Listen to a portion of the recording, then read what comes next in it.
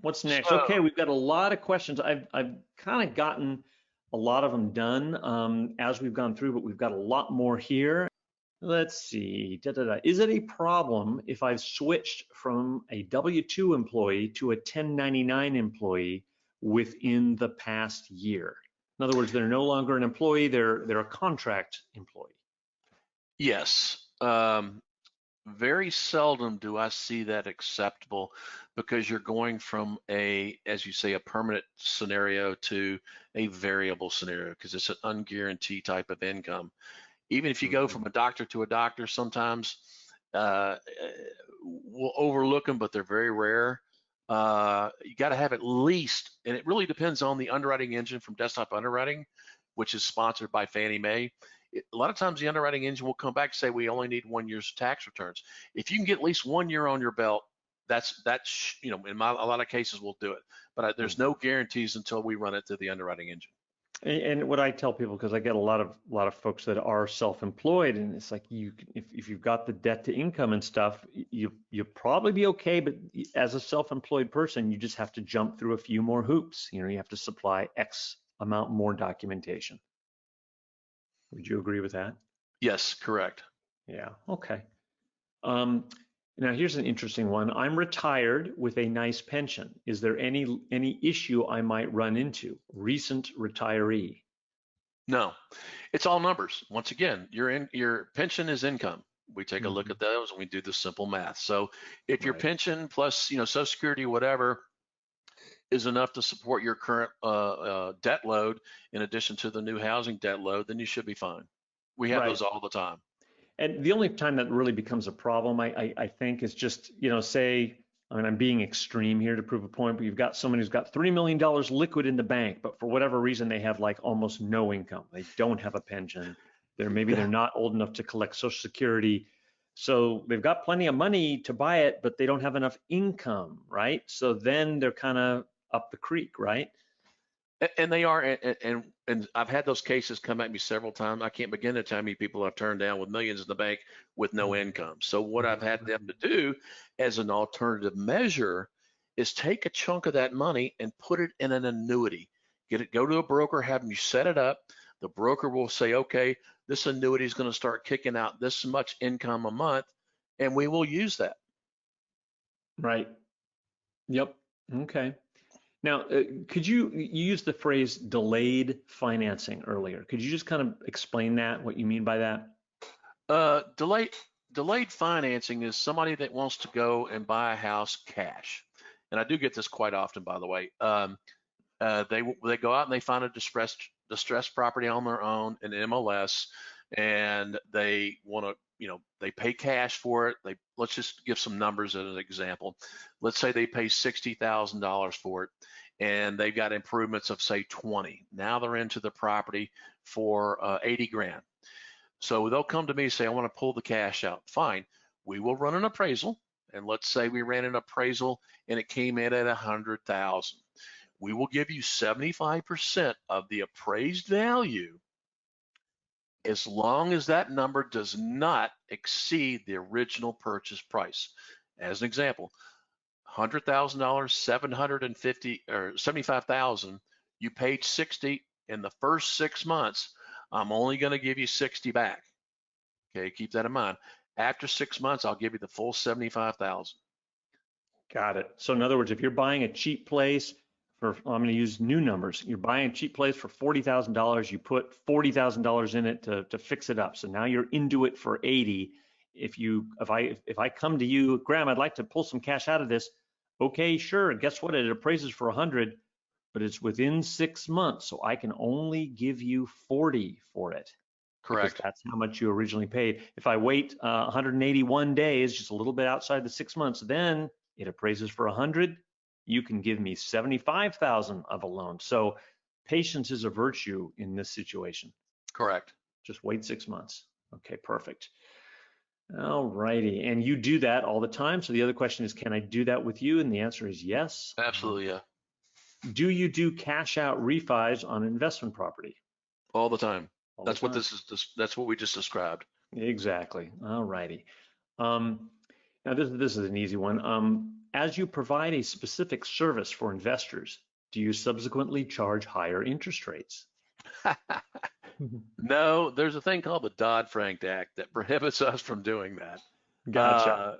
Uh, our rates are very, very competitive. Our fees are competitive. I get the same pay on doing that as I would an owner occupied property. So I don't know if anybody out there charging more because it's an investment property, because that would be breaking the law. Yep. No, absolutely. Good question. All right, back to LLCs. This is an early question. After you retitle to an LLC, in other words, you buy it in your personal name and you do what you'd advise, wait a few months, whatever, or you recommend or say that you can do, and then you retitle to an LLC. Does the home insurance also need to be changed to the LLC?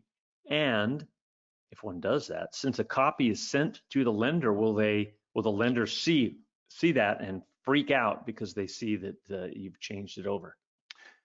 Well, I'm gonna only tell you what I do. Okay. Hmm. Uh, Oddly enough, we service 100% of our government loans and about 50% of our conventional. And fortunately, I was able to, for lack of better words, instruct our secondary department to make sure all the loans that I have with Highlands is being serviced by them. I know the servicing manager, trust me. And I've done this exercise over and over. And if there was a way to squawk, she would have come to me and said, no, we don't like that. Once again, they don't care about this. They care about getting their money. Now the insurance is different. Sometimes insurance carriers will make some adjustments to your premium. I can't guarantee that, but you do definitely want to be forthright with your insurance carrier on this, okay? But I wouldn't worry about the servicing aspect. Right. Okay. All righty. Let's see. Some of these questions are awfully detailed, so they're not really applicable to many. So I'm going to have to skip some of these really detailed ones. Can you tell us real quick what states you cover or don't cover, whichever is quicker to say? Uh, I am in every one of the Real Wealth Network states except for Nevada, Pennsylvania. I guess that's it. Are you in Arizona yet? No, we're not. Okay. So Okay. you don't. So, but just forget the Real Wealth Network thing. But most states you're in, except for Arizona, Pennsylvania, and Nevada, or Yeah, yeah. Let's see if I can just let's see. Illinois, Indiana, Missouri, Kansas, New Mexico, Texas, Oklahoma, Arkansas, Alabama, Florida, Georgia, North Carolina, South Carolina, Ohio, Michigan, Washington, California. I'm sure I'm missing some in there. yep. But that's a lot of states. Okay, and we And if you will go to have my your website, information. yeah, just Yep. if you go to my website, you'll see that there's a list there of the states that we're in. Go ahead And and just, fast forward the next slide because I think it might have your contact information. We should just, oh, yeah, there it is. One back. Perfect. We'll leave it there while we answer some of the rest of these questions. yeah, just pop that off, that email to me and ask me if I'm in a particular state, and I'll be glad to respond. Hmm. And I'm just going to let that sit there just for a second. Yeah. Uh, No, I'm I've gonna still jump got to some the more next. questions. I've still got Yeah, some I'm more gonna jump. questions, Graham. Okay, go Just ahead. want to leave it there. Okay. How are investments in apartment syndications treated? E. Those are commercial loans only. I don't involve myself in any of that. Got it. Okay. Canadians, do you work with Canadians to procure Freddie Fannie loans, or is there a workaround for a poor beleaguered Canadian? Unfortunately, it's not a workaround. For anybody that's not uh, a U.S. citizen, a green card holder, or some type of visa holder, we don't do loans for. Hmm. They're considered true foreign nationals. Right. So you gotta find someone that does that, and they do Correct. exist. Talk to your investment counselor. We've got some people that do that. Let's see. Come on, Ben. Um, how are the new credit score regulations come into effect for investors in 2020? Any changes for refinancing commercial properties in 2020? Well, you don't deal with commercial, right? Yeah, I don't know if there's any credit changes to my knowledge that's coming into effect. Right. Okay. If I got a loan from you 6 months ago with a higher interest rate and then a second loan with a lower interest rate, can I refinance the first loan to that lower rate? Well, you can refinance, and I have a link that I'll shoot you. I put a because since the rates are coming down now, I get this asked a lot, and it's all math. Okay, If you had a $300,000 loan and you had it at, I don't know, 5.5, and then now the rates are down to like 4.5, well, the math alone, because it's rates dictate dollars and cents. And I've always say this on all refinances. If you go from a 30 to a 30 and improve your rate, if you can improve that principal and interest payment at least $100 to $150, it's worth you doing the refinance. If you cannot do that, in my opinion, it's not worth it, simply because you have, the similar closing costs that you had before when you purchased it, and you want to, put that as a return on your investment. Where can I get that return on those closing costs? And usually the break point's about 100 to 150. Okay. I've got a little thing on my website that you can go and click on it and run your own math to see if it's prudent for you to do it now. But, like I say, on these small loan amounts, it's very difficult to accomplish that. Yeah, absolutely. I mean, you can always refinance anything. It's just a matter Sure. of you running the Yeah. numbers and seeing if it's worth it based on what you were paying and what you would be paying. There's that fixed cost. I've always found it seems like it costs between $4,000 and $5,000 whenever I've refined anything, and so I have to just decide whether it's worth it. Can you give a real quick, what is an average rate for a 30-year fixed non-owner OC loan typically now? Yeah, there's four components that make up rate. There's obviously credit score, there's a percent of down payment, loan amount, and property type. So the range could be anywhere today from, like, say, 4.25 to 4.75 on a 30-year fixed rate with no points, which has come down a little bit since last week. So we've had some improvement in the market this week. So it's usually about an eighth higher from last week. So we're still on the fours, across the board, and that's for 740 credit score or higher. Once you get below the 700 mark, then of course that does have an influence on the rate. Got it. Okay.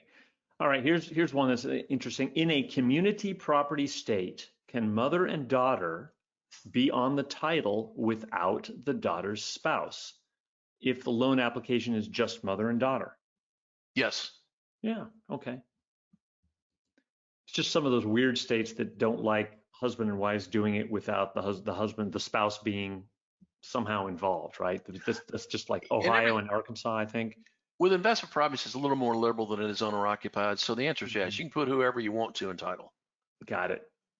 Is it better to create a land trust first and then move the trust into an LLC to avoid legally the due on sale clause?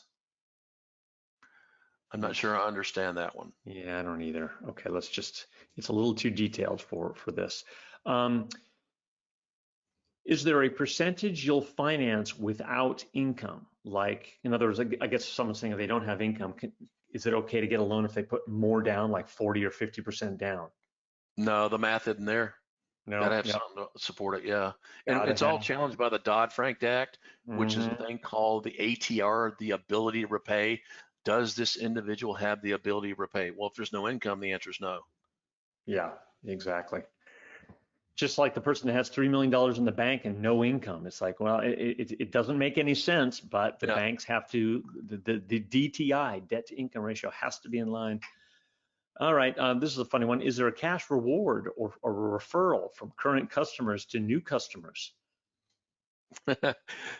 I would love to give you a cash referral, but if it is refer back to the Dodd-Frank Act and the RESPA laws, You can't. if I did that, I get fined about $10,000 and go to jail. So Yep. unfortunately, no. Yeah, that's orange jumpsuit territory. Not worth Yes, not yes. worth it.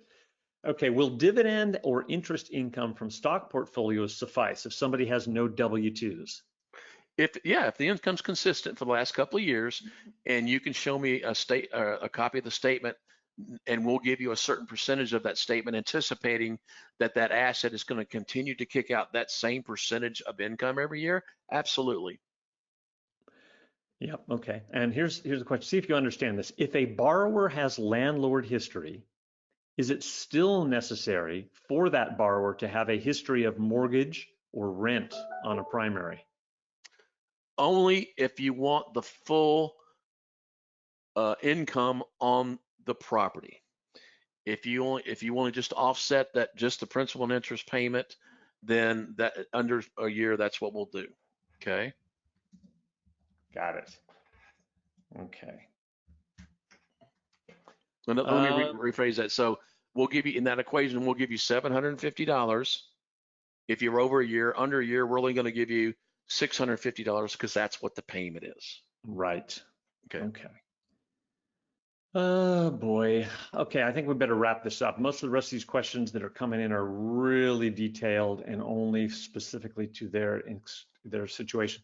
Can I partner with my sons if they bring the down payment to the table only? Yes, as long as you're on the loan. Got it. Okay.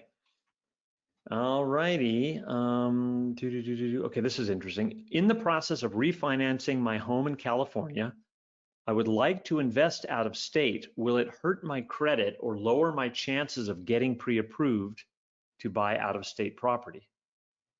Well, no, if you recall when we talked about the credit profile, if your credit's strong to begin with, having one or two pulls every now and then, it's hardly going to phase your credit at all. Yeah. I mean, most of the borrowers that we deal with, Bennett and the Real Wealth Network, I mean, they're upper 700s. Okay, Yeah. the minimum threshold or the minimum, should I say, the best threshold for Fannie Mae is 740 or higher. And a lot of these guys with 800 credit scores, they've been babying and nurturing that credit score forever, and they just don't want to have anything to influence. And I respect that, but no, you're fine. Yeah. I mean, I found that, the occasional hard pull or soft pull, yeah, it dings you 10 or 12 points or whatever, and then it recovers like practically. I once paid for a credit service that would show you your 3 credit bureaus and the scores, and I would check it every day, kind of just for fun, and like it was different, like every day. I mean, things would go up and down and up and down, like 10 points, 20 points, 150 points for some unknown reason, and then recover really quickly. So they're very volatile. Credit's fickle. I've said that from day one. It's like my wife. I can't figure it out. I really can't. All righty. So I think that about does it for the questions. Go ahead and if you could advance one more for me. This is more of an in-depth informational piece that kind of touches about a lot of the things we talked about and then some. There's probably some things in here that you probably didn't know about, but I provide this to everybody that's just getting started because, as I say, I've been working with investors for 20 years and you guys ask the same questions over and over. So I decided to go ahead and put it in the guide. So if you want a copy of that, hit that link there or send me an email and I'll shoot you a copy. InvestorsLoanGuide.com. Perfect. No, that's great. I think I have that. Yeah, cool. Leave it on there for a second there. Whip out your phones, take a picture. This whole webinar will be archived, by the way. It takes about 24 hours. We need to, kind of do whatever, render it or whatever needs to happen, but it will be on the Real Wealth Network website somewhere under Learning Center or under, you log in and go to the investor portal and it's like recent webinars. So you'll be able to listen to Graham and I just again and again and again if you so choose. Glutton for punishment. All right, next slide, please. That is it. Graham, thank you so much. Good job. I appreciate it. Okay. Enjoyed it, guys. Like I say, if you have any questions whatsoever, just call me anytime. I'm kind of a 24/7 guy. So if I'm not available, leave a message and I'll always call you back. Absolutely. Well, thanks so much. And this webinar will be, I just said this, so I'm repeating myself, it will be archived. This is Ben Smith with Real Wealth Network. We do this every week. We've got one coming up next week with, I believe it was Indianapolis, going by memory, and then 2 weeks from now with somebody else. And it's all right there. Thanks so much for listening. Sorry we ran a little bit over, but we had a lot of good questions, and I wanted to give the extra time to those who have the time to stick around. Thanks so much, everybody. Appreciate it, Graham. We'll do it again soon. All right, take care. Bye-bye.